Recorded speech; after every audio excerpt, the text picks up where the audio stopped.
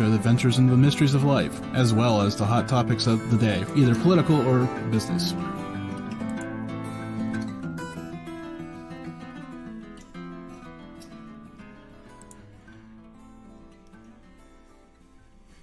I want to welcome everybody to the Maurer Report. Before I forget, Nick Redfern will be joining us January 25th to talk about his Rendlesham Forest UFO conspiracy book is back out. I'm just excited to talk to Nick. Big promo going on with that on the website. But that's not why we're here right now. We're here right now to talk to Devin Price, Dr. Devin Price. That's why I was stumbling it all over it, because it does that lead me to that. And the new book is Laziness Does Not Exist. Man, I'm all over this. Laziness does not exist. Let me tell you, I've had this book in my possession probably 2 months now, and I picked it up and I read through it pretty aggressively the first time. And let me tell you, let me tell you this first and foremost. It's a good book, and everybody should have a copy of it, because I don't want to offend you by saying this, but I feel like you hit me right square between the eyes when I read this book. Because of some of the tenets that you talked about in here. So let's get into it. Because I grew up in that, you mentioned some people in there who grew up in that, don't take a break, just keep working, all this other stuff. And like I said, there's a number of stories in this book that kind of, I just kept feeling like you were talking, like basically changing parts of it and talking about my life and all these different things. So let's go back way back. Well, I don't want to say way back. I don't know when you started writing this book. But what made you want to write this book? So the thing that made me want to write this book mostly, I do talk about my own struggles with kind of unlearning this fear that I was secretly a lazy person and learning to actually stop overworking myself. But the real thing that kind of set me on this path was being a professor who teaches working adults. So people who usually they are people who they went to college on the quote-unquote traditional timeline, and then something got in the way, and then they dropped out, and now they're back as adults, and they're working a full-time job. They have kids, they have elder care responsibilities, all this stuff, and they're taking my classes. And I was just constantly struck by how apologetic all these students were that I had, that with some of the most busy people I've ever known, but somehow anytime they missed a deadline or, their kid got sick or their car died, they were so apologetic to me and so afraid that I would think that they were lazy and that they weren't committed to their education. And that is something that it just made me feel so protective of these people who deserve to be really celebrated and valorized for being really hardworking, and who nonetheless believed that they were lazy. And a lot of them had other professors who believed that about them. And so I wrote an essay kind of all about that population of learners and how they weren't lazy when they struggled and procrastinated. They were struggling, they were overloaded, they were doing too much. And that essay connected with a lot of people. It has like 3 million reads on Medium. So that's when I kind of realized, like, okay, this is a problem that's way bigger than just the students that I see. This is a really big cultural problem, and I need to dive even more into it. So as you dove into it, now see, this part fascinated me, because I never really thought about where it came from. We're all familiar with the term laziness, right? But where did it actually come from? Yeah, so the word lazy has 2 roots. It has an Old English root and it has like a Low German root. And basically the combination of root words means feeble or weak and morally suspect. So together, the root of laziness, and really what we usually mean when we throw that word around to disparage someone, is that someone lacks the drive or the energy or the willpower to succeed, and that also this weakness in some way makes them basically evil or sinful. And even when you add those 2 things up, they don't really make sense, right? Like if someone's tired, if someone's in a weakened state, how is that evil? But that doublespeak is really, just baked into how we think about laziness and talk about laziness and who we decide to write off as lazy. Yeah, because I know this past year, I've been over past year, I guess now, dealing with some medical issues that have kind of slowed my steps, so to speak. And so I felt lazy all the time because I wasn't doing what I thought I should be doing. So, like I said, this book kind of hit me in a different way than probably it would most people. I guess it came at the right time, though, because I did need to realize that, when you are doing the most you can do, that's doing what you can do. Right. Yeah. And we've just had it so ingrained into us that any physical or mental feeling or limitation that kind of gets in our way of being productive, we just immediately want to argue with it. Like, oh, I'm not really getting sick, or I don't really need a nap. Like, that's so embarrassing that I feel tired. It's so shameful. And so, yeah, it just really goes to show just how ridiculously ingrained that is in us, that you could be dealing with health issues, things that are clearly verifiably real and have an impact on how much energy you have. And recovering from a health problem is a full-time job for your body, and to still feel lazy on top of that. It just tells you how ingrained in us it is to hate laziness and to think that our feelings make us lazy. Yeah, it does blow my mind. But okay, so now that I hate to jump around in this subject, but now that we've identified the issue, how do we get out of that mindset, and how do we work forward to change our culture? I mean, I'm not going to change the whole culture, but we've got to change my culture, I guess, is what I'm looking for. How do I get myself out of feeling so lazy? Yeah, it's so tricky because I think you're right to kind of say, oh, we have to change the culture, but we also have to have, individual steps that we can take to kind of help make life bearable. Because I think it is something where we need things both from the top and from the bottom, right? So one thing that I talk about a lot in the book is how having compassion for other people and practicing thinking about why people are doing what they're doing and what need they're trying to meet when they make a choice that looks quote unquote bad or not optimal to us, thinking about, okay, how from that person's context might that choice make sense?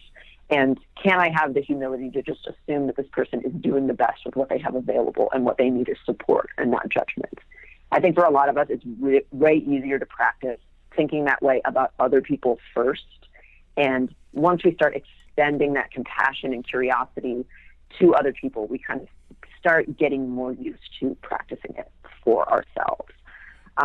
And I also talk about some more kind of concrete tips in the book for if it's in the workplace where you are just having way too much demanded of you and you're not getting enough credit for the work that you're doing and how busy you are, finding a way to really document and get credit for yourself, all of the things that you're actually doing. Because I think a lot of the things that keep us busy all day, and not just at work, really in our lives in general, we don't give ourselves credit for. Every little email we send, every time we teach someone how to use a new piece of technology, every conversation we have, that's important work, that's growth, that's developing skills, that's supporting other people. There's just so many things that fill our days that we think of as wasting time. So finding ways that, in the workplace, getting recognition for that, and then more generally, recognizing it for ourselves and giving ourselves kind of emotional and psychological credit for, hey, I actually had a really full day today. Maybe I didn't get that much writing done, but I had a lot of really important conversations or did some really important daydreaming, or, I did my laundry and that's something I need to stay alive. So I should actually be glad that I did that instead of ashamed that I, wasn't productive enough. Yeah, and I'm sitting here thinking, like I said, I feel like this hit me right square between the eyes, because I can always see, yeah, go ahead, take the time off, do what you need to do, you be you, right? Except me, when it comes to me, it's like, yeah, get back in there and finish what you need to do. You can't take that break. You need to get this work done. Yeah. We hold ourselves to such a high standard that we would not think it's fair to other people or humane. Yeah, it's funny. This like I said, it's just amazing to me when you put this in front of me, and I went, oh yeah, that's cute. And then I started reading it, and I was reading these stories. I'm like, man, this is not fair. This is me. I'm the one that's overworking and holding myself to the, as you said, higher standard, and not taking a breath and not understanding and and it's so ingrained. I guess the strange part of it all. Um, now you started. When did you start? When did the? Well, you said you wrote an article about that. When was that? That article came out in March of 2018. Okay, Yeah. cause I was thinking about as because this year has been such a cluster, and I was going to use the other part of that word, but I'll clean it up nicely. Right. So throughout this course of this year, I mean, there have been people who have been working from home, and life has changed tremendously. And I feel that some people feel they have been more lazy than normal because they aren't getting up and going to the office and doing all these traditional things. How do we overcome that?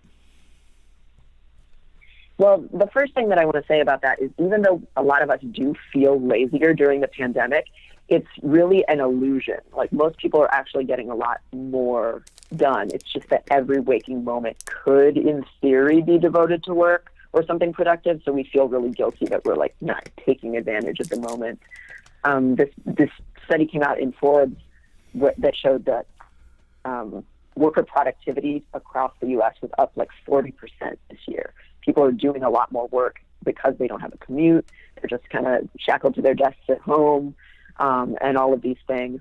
And so I think recognizing that our perceptions are really tainted by our culture and by the really ridiculous standards that we hold to one another is a really, really important element here. And starting to find ways to reframe how you look at your life and not thinking of what can I do with this moment that justifies me being alive or that proves that I'm a good person. Because, you know, I get it. I succumb to it too, right? I think, oh, I'm done with work for the day. Now I should open up the Duolingo app and practice my Spanish. Or I should, you know, read a book that's going to help me for research when I'm writing my next book. And it's like, my brain is so exhausted. I'm not a bad person for not having the energy to continue doing those things. And in fact, psychologically, really, really need time to do things that are playful and exploratory. So this isn't exactly a question about the book, but it kind of just popped in my mind, and I think you probably have an answer. How do we separate, because if we are working from home, how do we separate that time? Because when you're working at the same desk or work, you know what I'm saying, like there's no physical gaps. Because I know there are times, again, this laziness factors in, that you'll check the emails, you know, 6, 7, 8, 9 o'clock at night, just because you kind of feel like you're in the office still, I guess, for the lack of a better explanation. Yeah. I think trying to find some way to divide up physically and behaviorally work time from time off is really important. And it's so hard right now, but to the extent that you can have a workstation that you're at when you're trying to complete work tasks that you then step away from and don't go near in the evenings or on the weekends or whenever your time off is. There's kind of an increasing talk now about people taking a digital Sabbath of sorts and having like at least one phone-free day of the week, because that does seem to help reset people's attention spans a little bit, and help make it easier to sit down and do something slower and less stimulating, like reading a book or drawing or just daydreaming. I think those things can help. Even just trying to demarcate, like changing the lighting or deleting certain apps from your phone during certain times of day can kind of help. But it is really hard to kind of be accountable to those things right now because there is so much work-life interference and creep. And if you can try and reset the norms in your workplace where you just don't respond to emails after a certain hour, you can really help make a lot of people's lives easier. But I also understand that in some situations people don't have that kind of freedom. Yeah, I'm going to try. I have been trying to, not even days, just periods of time. Like I can find myself just being so macro, like I'm afraid of missing anything that happens in the world at times, it seems. So just getting away from it for a couple hours. And days, I mean, I don't know. I don't think I could do a day. I'm probably that addicted to it, which is scary to think about when you say it out loud. I'm going to take a second there and pause to think about that. Now that I just said it. But yeah, it's so different, but it's also the same, I guess, is where the next thought that pops in my head, because we've all been doing this forever. Well, not working from home, but just having these borders, but now we just, for some reason, we forgot to put them back up, which just kind of gets to me.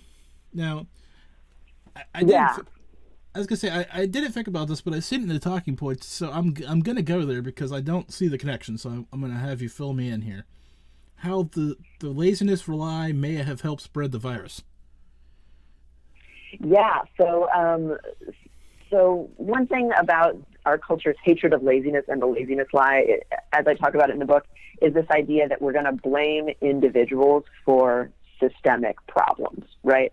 So I talk about, the example in the book of, for example, people don't want to give money to a homeless person, or they don't support social welfare for people who are in poverty because, those individuals are just lazy, and if they worked harder, they wouldn't be in that situation, right? That's a very kind of common outlook a lot of people have about a lot of social problems. And with COVID, we've seen in the U.S. Judging individuals for not being virtuous enough, not adhering to mask and hand washing protocols well enough, having private hangouts, and kind of judging people for making individual bad decisions, quote unquote, when what's really driving the spread is the lack of systemic support that makes it easier for people to make the quote unquote right decisions. Right? So I'm here in Chicago. Anytime COVID cases take a spike, our mayor gets on social media and talks about basically scolding people for having private parties or hanging out privately with friends and being lazy in their kind of COVID protocols.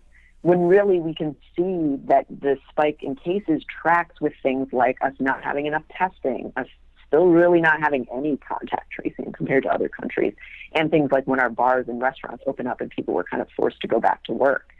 So in America especially, I think focusing on policing individual choice means we ignore the big picture supports that we actually need from governments and organizations to help support people in doing the things that they need to be doing. And I have always, especially with the schools, I've been hearing the social impact of not being with their peers, and I waffle back and forth on that because these kids are talking to each other on their Xbox every day. It doesn't matter if they're in school or out of school. It's just a different bunch of kids. They're more connected today than we would have been. Well, I'm doing the math here. 20 years ago when I was in school. Mm-hmm.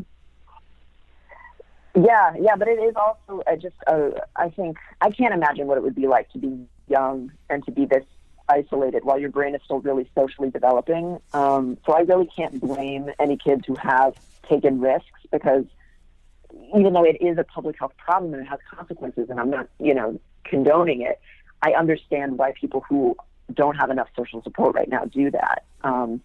And one conversation that I've had lately on my Instagram, actually, with a lot of essential workers, is a lot of essential workers, they're working in these really stressful situations, really dangerous workplace situations where they have to worry about COVID exposure. And so then to help decompress, they hang out with their coworkers socially after work. And then they get demonized for partying and spreading COVID when they were already subjected to risk. So I think it is this thing where, you do want people to behave responsibly and judiciously because, we're in such a crisis. But we point our fingers at such the wrong people and with some of the people who are suffering the most. And it's like, of course you're not making perfect decisions when you're in that kind of spot, So let's pull back pre or post COVID, not in this present window, but I mentioned the kids, right, in the schools, and there comes this argument that, they're not working hard enough in school or not doing enough around the house or whatever. Where does that line fall when you're trying to instill work ethic, but I guess the balance in your child? Yeah, so I look to the research on intrinsic motivation, so what internally drives someone to do something. And what a lot of research shows is that as soon as you take something that a person is passionate about or a kid is passionate about, and you tie it to a system of rewards and punishments, so, grades, payment, whatever, it saps their internal motivation to do that thing. It no longer becomes a true passion. It's just a means to an end. So, as an instructor, I can be really flexible about rules that I think are arbitrary and are just putting difficulty in a person's life because we associate difficulty with rigor, right? So if someone needs an extension on an assignment, if they can communicate with me and we can kind of problem solve, I'm really open to that. If people, need accommodations in the classroom or in a class, I'm really open to that. And I think instructors should be. But that isn't the same thing as not encouraging people to question their beliefs and really challenging people to make sure that they have evidence for claims that they make and that they're doing good quality work. Like, I can be a real stickler on those things that are like intellectually substantive and making sure you actually have evidence when you're making a claim. So I think for me, that is where the line comes down, really trying to foster people using their intrinsic motivation and passion to do the things that matter the most to them in life, and then encouraging them to be really careful thinkers and responsible people rather than just having a bunch of rules that are just put in place to make their life difficult just for the sake of it. So before I forget again, because I almost did, I'm bad at this stuff, I'm joined tonight by Dr. Devin Price, the author of Laziness Does Not Exist. Where can people find the book and then find you? So the book comes out January 5th, so it is pretty much anywhere you can buy books. And my other writing is at devonprice.medium.com, and that's DEVONPRICE.medium.com. And then I'm on all of the social medias at Dr. Devin Price. Yeah, on Twitter, for those people who love Twitter. So I've got the loaded question of the night, I think. We're coming off this year that has been so different from a COVID perspective, an election perspective, and a lot of people have felt anxiety, I guess, all this stress, anxiety, all that energy, all that kind of stuff going on in any or both of those circles, plus whatever else is going on in life. And now we're almost past the holidays, and I think you've used the word burnout in the book several times, and I'm just kind of feeling that there's going to be a lot of that come middle of January, where, all the kicking and screaming about the election will be hopefully over by then, and just kind of as we're starting to middle of winter. I mean, there's so many factors in here, so I'm looking for how do we give ourselves that break that we need so we can recharge and be better people. Yeah, it's so hard, especially with the trauma of COVID, and I think we're all going to take a big hit. There is this thing with trauma where it's once you get safe, once you escape the unsafe situation, you really crash and really feel the full force of how hard it was. So I think a lot of us are still in a state of shock about everything. Just knowing that is the first step, I think. And the other big one, and it is a big one, is to ask yourself, what are the things that I do just because I think I should, and I actually don't care about them, and it's not putting any good into my life? And that could mean anything from ways that you think that you're supposed to look and to dress, ways that you think your home is supposed to look when you're on those work Zoom calls, weight that you think you're supposed to lose, exercise you think you're supposed to do, rules you think you're supposed to conform to about what your life timeline and goals are supposed to look like. It's a really heady step to really start sitting back and saying, do I ever want to buy a house? Do I ever want to have kids? What do I want to be as a person? And I think when we drill down into those questions, we start to figure out what are the things that I can finally give myself permission to let go of. And it's okay if my life doesn't look like the ideal that I've been sold. And how much time is that going to free up for you if you decide, you know what, I actually don't need to exercise every day, or, I don't actually need to cook meals every night. I can make things in the microwave. Nobody's going to arrest me for that.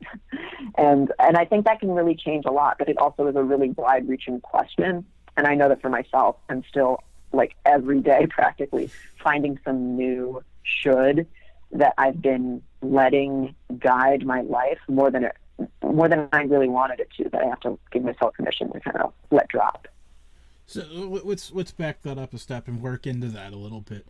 How should somebody start that process of assessing what matters to them in the big picture versus what they think matters to them? Yeah, so there's a couple exercises in the book that I think can help depending on if somebody's a workbook kind of person. One is a values clarification exercise. So it's just a list of kind of qualities, community, charity, like values that a person can stand for. And it's a long list. And you can't really, nobody can have a life that fulfills all of them. Family, community, being politically engaged, being candid, all of these things. So looking through that list and really thinking, okay, what are the, 3, maybe 5 values that are the most important for me here? And does my life really embody those things? What are the times when I feel the most aligned with those values? And I think the other piece, and it's another thing kind of described in the book, is keeping track of your time and how you spend your time, at first in a purely descriptive, non-judgmental way. So having an assumption of all my time right now is already accounted for. I might say that some things that I do are wasting time, but that is me spending time in some particular way. So even if I'm just sitting still, that is a thing that I did for an hour. I just sat still and stared at the wall. And looking at how you use your time and letting that be a guide of, let's assume this is the most I will ever be capable of. Let's assume that I'm actually right now doing too much. Which things on this schedule do I feel good about? Which things can I get rid of? Which things should I put at the beginning of my day or my best hours of the day? And what am I willing or capable of kind of sacrificing to make sure that I have a life that actually feels vibrant, alive, inspiring to me, which is really hard to feel any of those things during COVID, admittedly. So, you can have a lower bar than just what makes me not feel annoyed all the time can also be a good goal. Yeah, I mean, I sit here and I always tell people, hey, if you want to do it, we'll find time to do it, right? And then you just go, I don't know what, because it's that alternative to saying no, I guess, right? It's just that, yeah, I'll make time for you, right?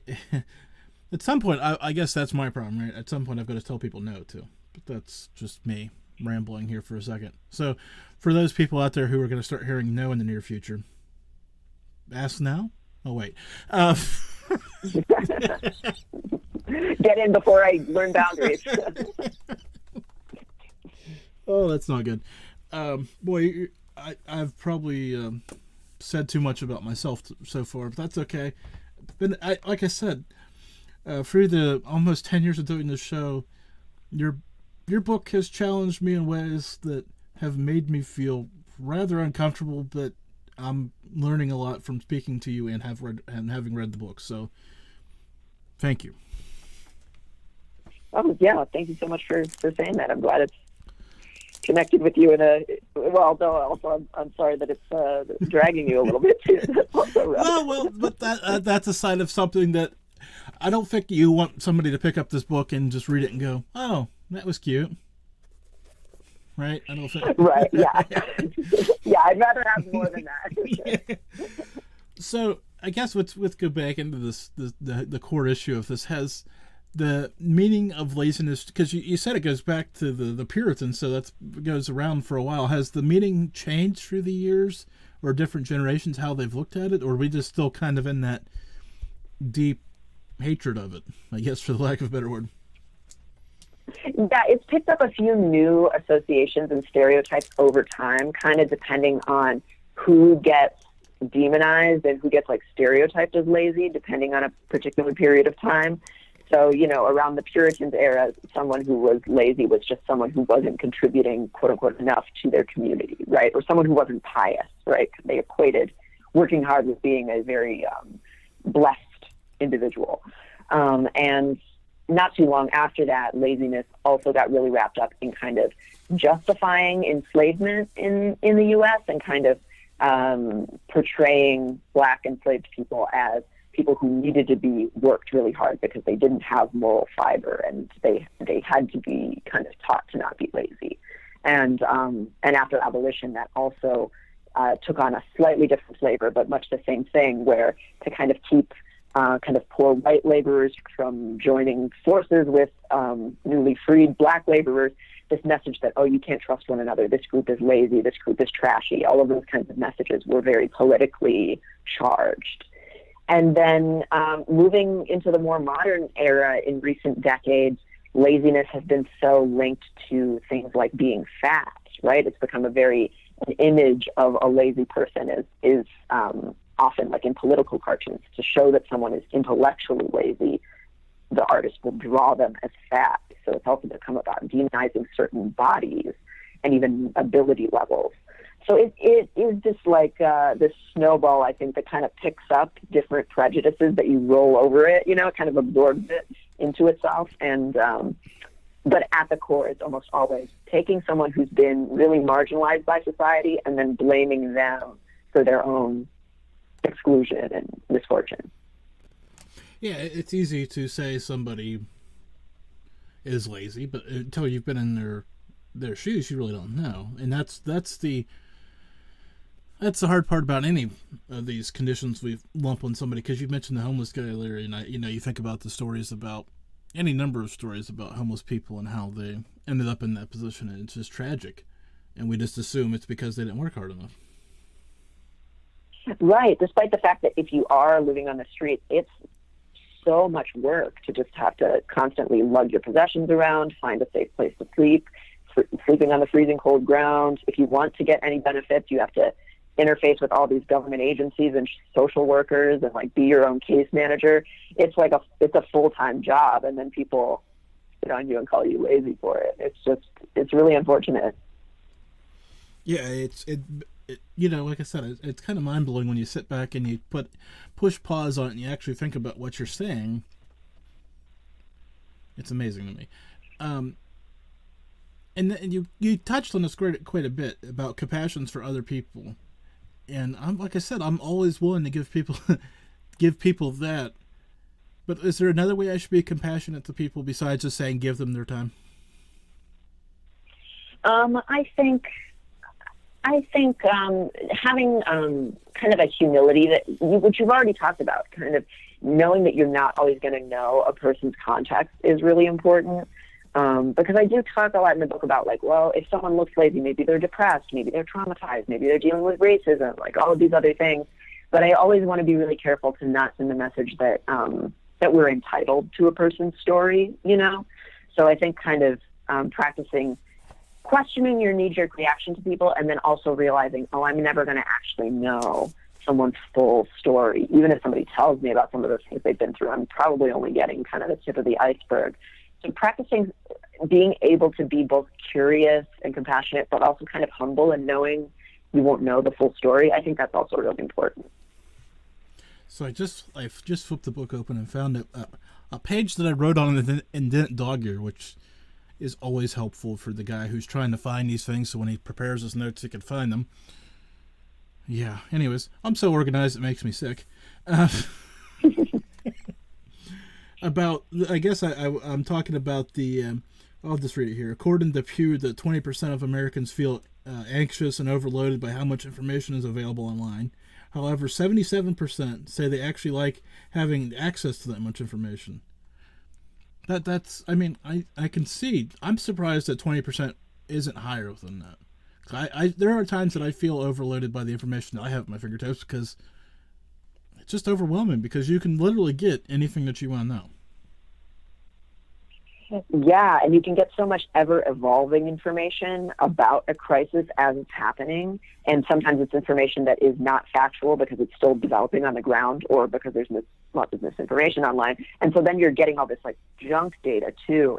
I'm surprised too that the figure in that survey was only in the 20% range. I bet if Pew has updated it yet, I'm sure it would tick up this year, but also, yeah, people get really attached to the power or the illusion of power that being online and having your phone gives you. So people really don't want to part with it. And I completely get that and fall into it. I have to sometimes really remind myself, okay, we're not going to know by the end of election night who won. I've been told this by a million statisticians. I can just go take a nap. But it's really hard to kind of be Odysseus and tie yourself to the mast of the ship or whatever and turn your phone off and bury it and go read a book, because it's addictive and it's engineered to be that way. Yeah, and I agree with you, especially about election night, because I do my annual prediction shows for the next year on election night, because I know, I'm fully aware of that, like you just mentioned, that no matter what happens in that 9 o'clock hour, that nobody's going to know the results of the election for at least the next 48 hours, at least. It seemed maybe 24 hours. So just to take that hour and concentrate on doing something else is great.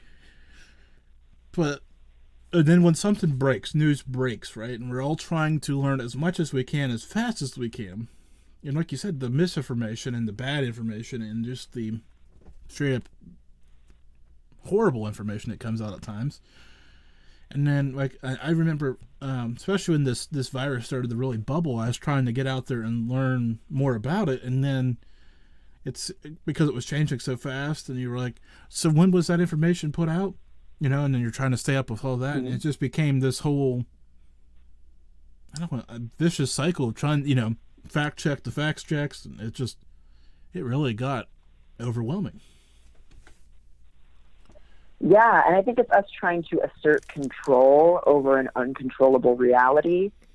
We're always told that knowledge is power, but actually having too much information when it's not filtered and presented in a useful, empowering way can actually make us feel really powerless. And I was right on board with you. I was one of those people sharing articles that were like, don't take Advil, take Tylenol, because this one French foreign health minister said that Advil makes COVID symptoms worse. And then I had to realize, like, okay, this is way too tentative. We don't actually know this yet. But I had to look back and go, I was trying to feel like I was helping people. That's why I was sharing these things prematurely. And I need to find some other way to get that need met and to help people instead of just spreading really alarmist information when it isn't something we're confident in yet, Yeah, and that I think that's probably been the biggest change in the world in my lifetime, because, well, I guess a little bit, prior to my lifetime, when the 24-hour news came on the scene, because you went from having the news at 6, 12, and 11 or whatever it was, your local newscast, and the national, like, was pretty straightforward, to now having news at your fingertips 24/7. And now we literally have it at our fingertips 24/7. And now some of us, I'm not including myself in this category, are out there breaking news and doing all this other stuff. So it's just remarkable how I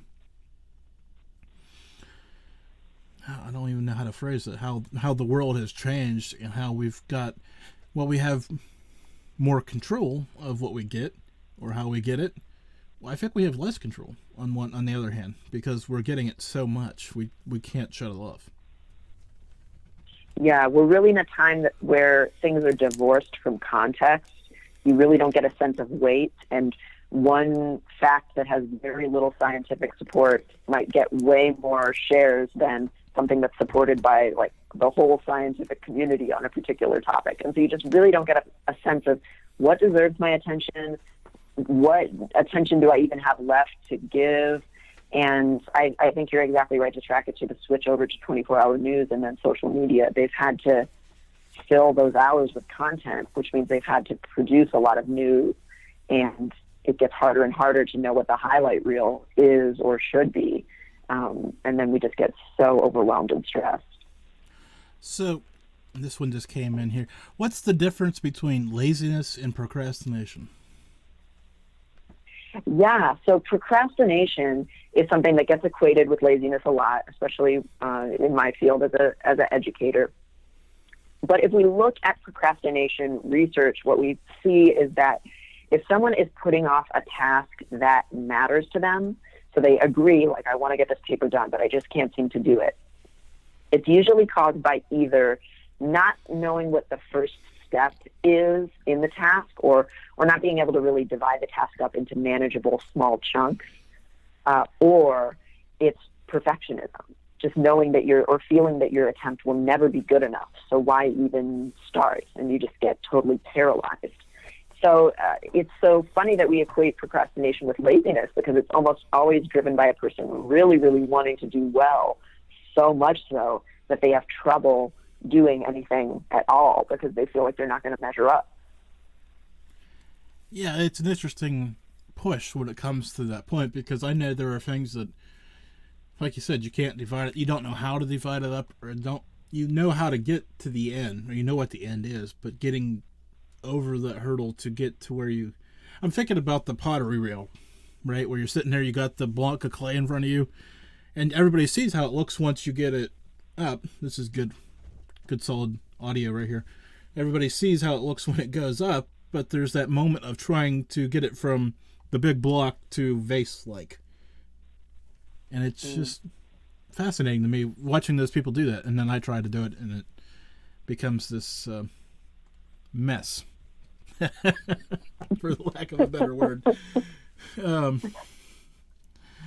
I'm still, there's few things in life that I'm jealous of, but those people that can do that and make it look effortless, well, it's definitely not that. I can promise you. So, yeah, I'm envious of anyone who can do anything gracefully at all. That's not me. Oh, come on. Give yourself some credit there. I'm sure there is something that you do that looks graceful. Maybe the writing. I write pretty quickly, but I'm not coordinated. So anybody who can do something like physically artful, it's like, wow, your brain talks to your hands in a way I cannot understand because I can barely talk to mine. But let's talk about that for just a second, because the art of writing, I think, is largely now getting overlooked, even though it's more important today than ever.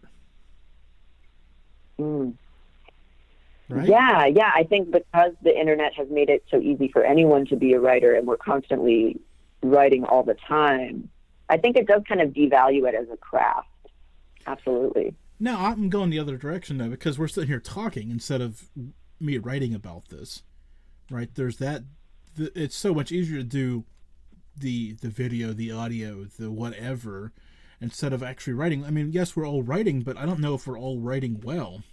I mean, obviously, I know we're not all writing well, because I've seen some of the, my messages that are just horrific because I can't spell or lick or grammar well.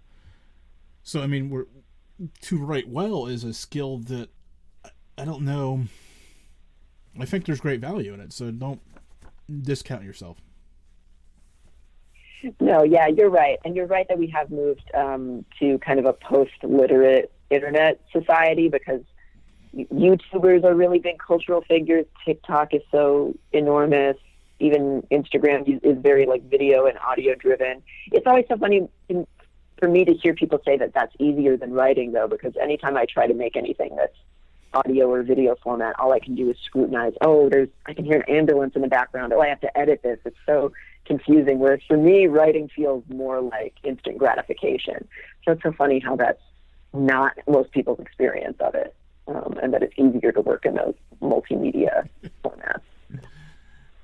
That's why this is an interesting intersection, right? Because you have your skills and I have mine, and that's why this. Okay, so you mentioned being from Chicago earlier, and now I've got to kind of dive into that a little bit. Cubs or White Sox? Oh God, I want to abstain. I don't care. I live closer to. I kind of blame the Cubs winning the World Series with everything that's happened in the world since then in 2016.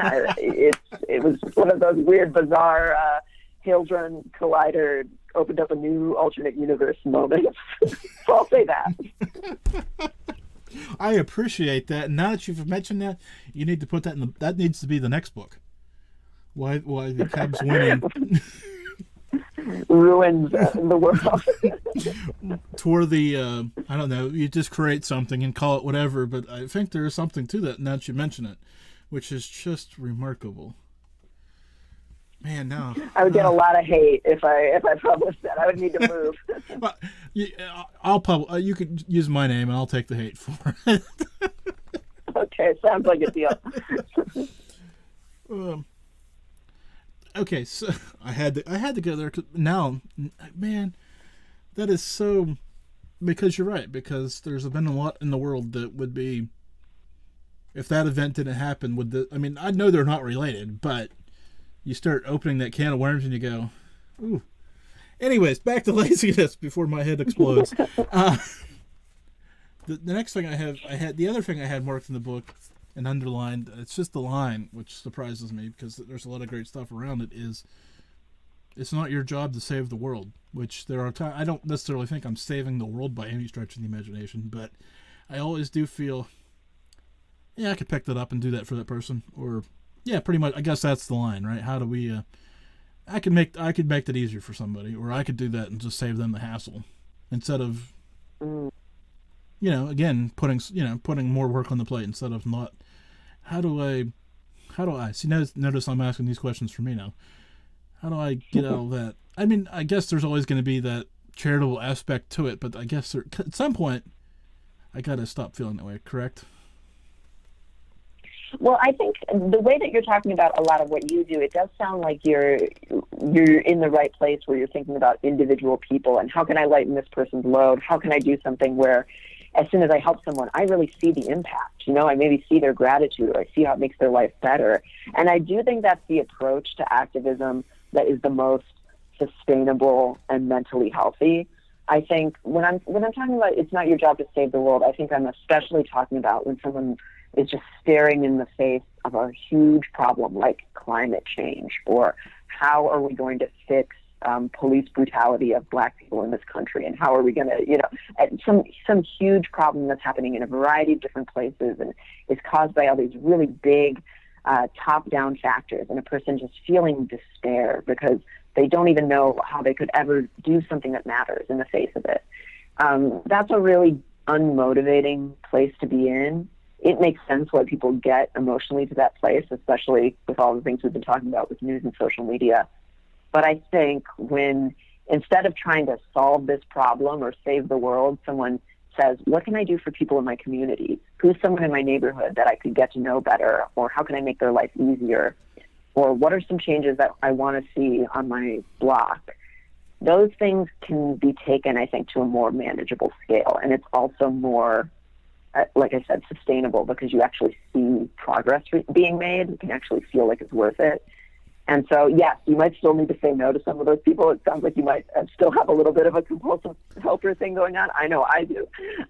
But I think focusing on the small relationships and community stuff is definitely the right way to go when you do have the energy to help. So I guess this question just popped to the bubble because we've been talking about how laziness got ingrained in American culture and negatively connotated. How has the rest of the world taken hold of this, or are there places that this just isn't an issue? I think it's an issue everywhere. After I wrote the essay that kind of became this book, I had so many people reach out to me in India, in Turkey, in the Netherlands, in China. The essay has been translated into, I can't even remember how many languages, just from people who reached out and said, hey, I want to be able to share this with my friends who don't read English. Can I translate it? And one thing that I heard, I had a Chinese high school student reach out to me asking to translate the essay. And she kind of explained how in her culture in China, in these really competitive high schools that she's a part of, if you are quote unquote lazy, if you lack the drive to get something done, it's really seen as kind of a debasement of yourself. Like it's this really shameful thing in a way that the way she described it was almost like that it's like disgusting, that it's like you are doing yourself a disservice in this way that's just really shameful. And it felt very different from the kind of Christian sloth, laziness is sloth kind of conception that we have in the U.S., just because it was so tinged with like, you have failed yourself, you have done a disgusting thing to yourself. So suffice to say, I think these problems have been spread pretty much everywhere at this point, but I think they do take on a different flavor depending on your culture and what your culture says your responsibility is to other people or your family. And, it finds different ways to twist the same knife or something like that. Well, again, I want to thank you for opening my eyes to this, I don't want to say problem, but I don't know that I don't have the vocabulary to put it a different way, because if you have, in order to, again, take care of the community, take care of anything in the workplace, take care of the family, take care of whatever, you have to take care of yourself. You have to allow yourself to, recharge and allow yourself to be taken care of to a degree. So, again, thank you for that awareness. Yeah. Thank you so much for having this conversation with me. This has been fun. And again, laziness does not exist. Devin Price, Dr. Devin Price. Devin, hey, I know you've had a busy day of doing these, and so I want to appreciate you and wish you all the happiness in 2021. And hopefully we can all find time to take a breath.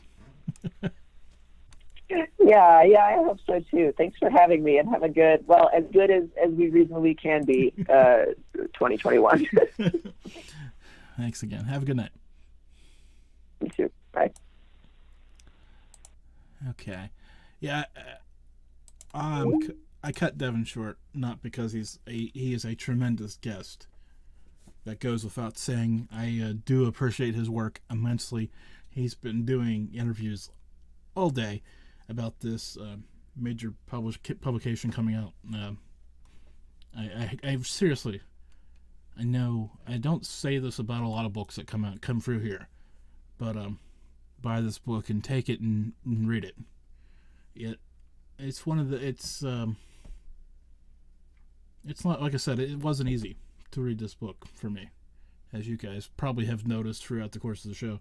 It really did strike a major chord with me in how I operate. So I think it will hit some of you pretty hard out there if you take it seriously and read it through. And there's some great stuff in there. We talked a little bit about trying to overcome and adapt and learn more about this. So thanks, Devin, for being a wonderful guest. But I did want to take a few minutes here and pause and reflect here on what has been 2020, right?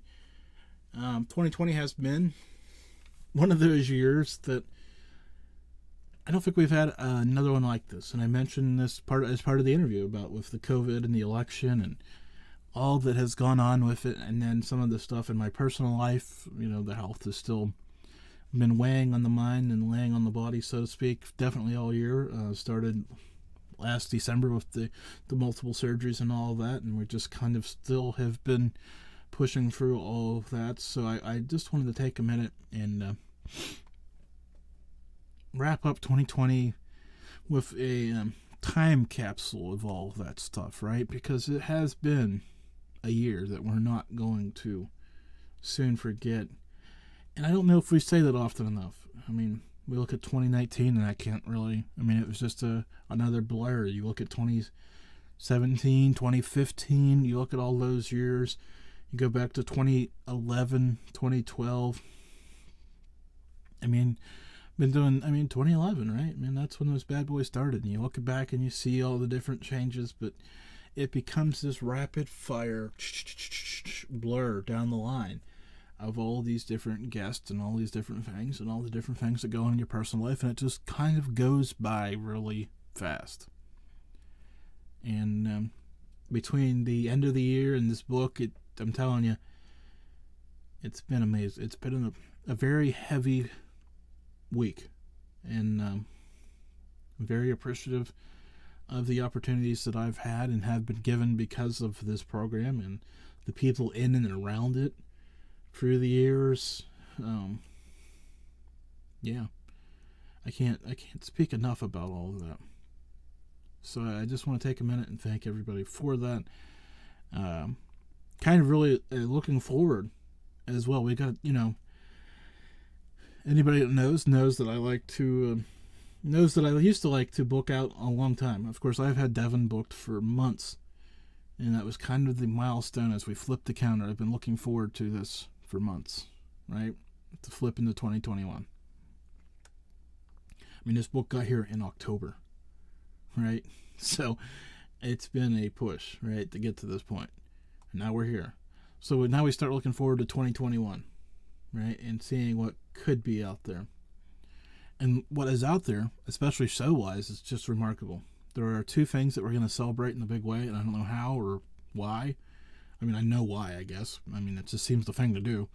The 500th show, which will be mid-March, according if everything goes to schedule and everybody, I keep showing up week after week.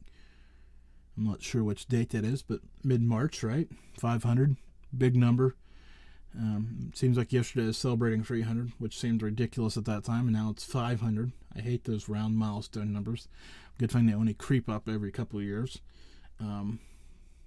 Perks of doing one show a week. You don't have to have those big milestone numbers thrown upon you too often. But 500 is another one of those numbers. I'm here to tell you, it's a number, man. It's a number. It's a real number. And, yeah, 500, right? I see it. I have it in the notebook there. And I have no idea what I'm doing. Germantown Runner probably want me to do live calls and reflect. And part of me is going to go out and find a big guest. I don't know who. I have some ideas, but I got to find one.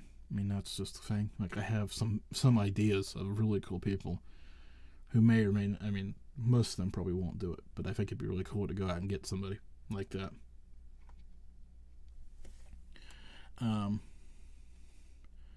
Germantown Runner asked me what I'm doing New Year's Eve, New Year's Day. Not a damn thing. I mean, I'm staying home and doing the great part of my enjoying life. I mean, being able to be home and enjoy the kids. Well, again, 2020, right, has afforded me opportunities to do those type things. Not having to run here or there as often. Yeah, it's all good, man. It's all good. I enjoy that. I have not heard that name, so I will be looking into that. And yes, I have ventured another request for that guest, and hopefully he'll be back on. We'll see. I don't know. That's the thing. Like, yeah, that's the other thing, guys. I do appreciate immensely all of the people you throw out in front of me, and I appreciate everybody that sends a request and says they want to be on. And I get way more people who want to be on and who should be on than I have shows, right? So that's the hard part, but that's okay. It's a good thing to have. It's very good right now to be doing the Mallory Report. I can promise you that. Very good. I still, every day I wake up and look at those numbers and go, there are that many people listening to that. I don't get it. I never have, and I never will. Yeah, looking forward to seeing Nick back on as well. Yeah, I haven't had a lot of people. I mean, I haven't. I just haven't. And just how it goes. And I do enjoy it immensely. So we've got about a minute left of Mallard Report for 2020. So again, just want to thank everybody. The people out there who I will never know your name, who are listening on Spotify or Apple Podcasts or YouTube or wherever. I just want to take a moment and appreciate you. And I don't know, I'm going to be an asshole for a minute and say I don't know if enough podcasters appreciate their listeners. I know the ones that I talk to do, but there are so many out there who just take it all for granted and assume that their people will be there, assume the people will pay to listen to them, and assume that it's all gravy all the time. And yeah, 2020 beat 2019. Okay, that's great. We've got a lot of work to do, and I'm not taking any of it for granted. I want to have bigger guests. I want to have better shows. I want to do a lot, and it's just work. I'm just going to do the work, and we're going to keep doing this. Happy New Year, everybody.